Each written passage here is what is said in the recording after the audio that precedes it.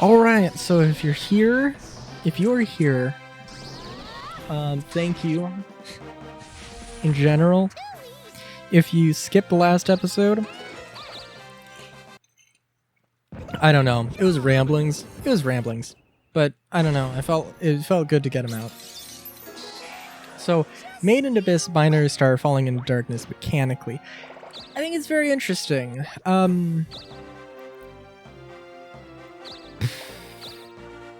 Like, would I recommend it to people? Is a question I'm struggling with, because I think I like it. I am enjoying it, but I can understand somebody not wanting to spend $60 on it. There's a lot of things that feel unpolished about it.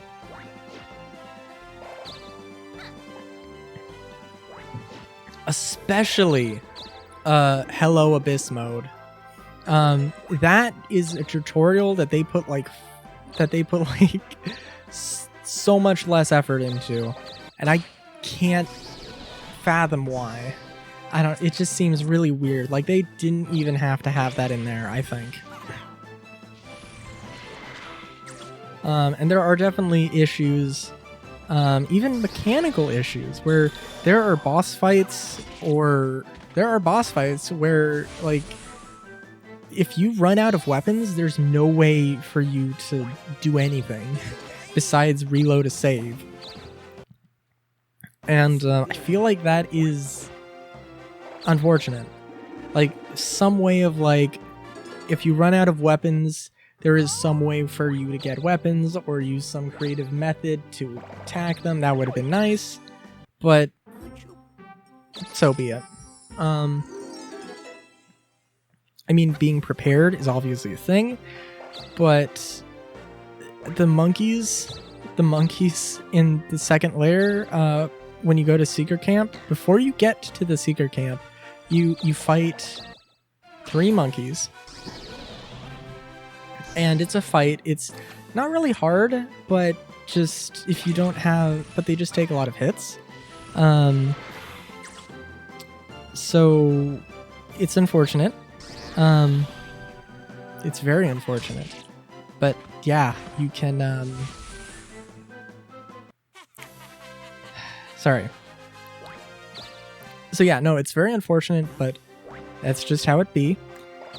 In terms of... Oh, but yes. So, you know, you go back, you get the materials, come back and do that fight, and then there's a second fight, which, for me, I had to then go back again and get more resources in order to beat that fight. And surprise, surprise, there is actually a way that you can just circumvent that entire route, and that's literally the way I'm going to be doing it for every time I have to go through the second layer. Because I don't fucking care. And, like... Because you can... There is a way that you can go... It's just a matter of... You have to climb, and then you have to jump. I think you might take damage if you don't... You have to climb up in order to get back, to go, well, you have to climb up in order to go up. Words. So, yeah.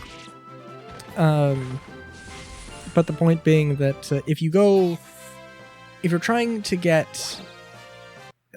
if you're starting from the second layer and going to the third layer for some reason, or going to the end of the second layer, you want to go through the Orb Seeker nest, or Orb Seeker den. You want to go all the way to the, oh, jeez.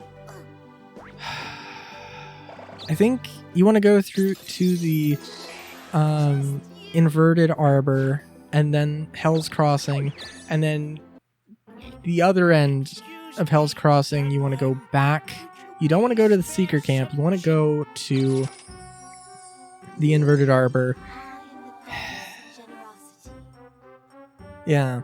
You want to go to the Inverted Arbor, and then there's It's a different part of the Inverted Arbor, mind you.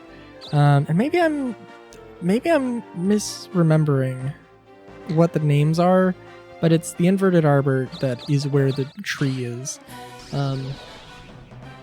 There is a tree that should jump down.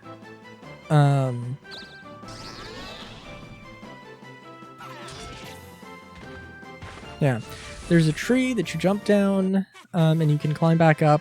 There are hammer beaks there. It's right next to a place where there's pinions. It'll take you to the Pond of Temptation, I think, or the Pools of Temptation, or something like that. Or no, the Terminal Pond. The Terminal Pond, I believe, is what it's called. And I'm trying to think. I don't think that is. That probably isn't the faster way to get to the secret camp, but it's just a way. It is a way. But if you're going to the surface from the from the third layer, in order to get to the first layer, you want to, go from Heaven's Waterfall, which is where the entrance to the third layer is.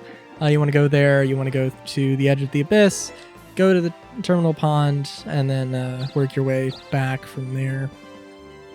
You can, in fact, climb that tree, and again, you get as far up as you can. Well, maybe not as far up as you can.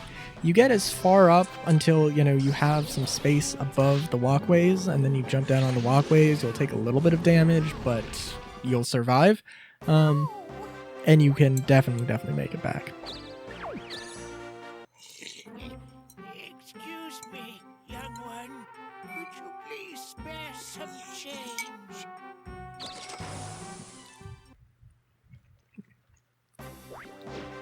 But yeah. Sorry, I just got on a complete rant because that's been like the last 2 hours for me. Yeah.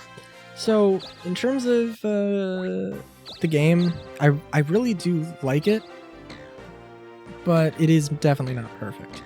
And is it worth $60? I would probably wait until it goes on sale. But if you are a Made in Abyss fan and you are fine with spending a decent amount of money on something, I can't think of what game I would most closely relate it to,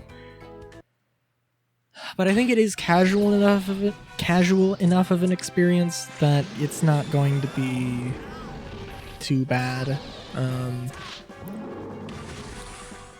So I think I would recommend it, but definitely if it was on sale. $40 at max. And that's the thing,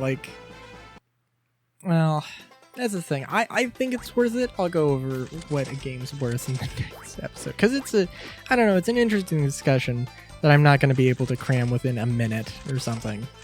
Or 30 seconds or whatever we have left in the video. Now it's probably 10. Actually, now it's 10.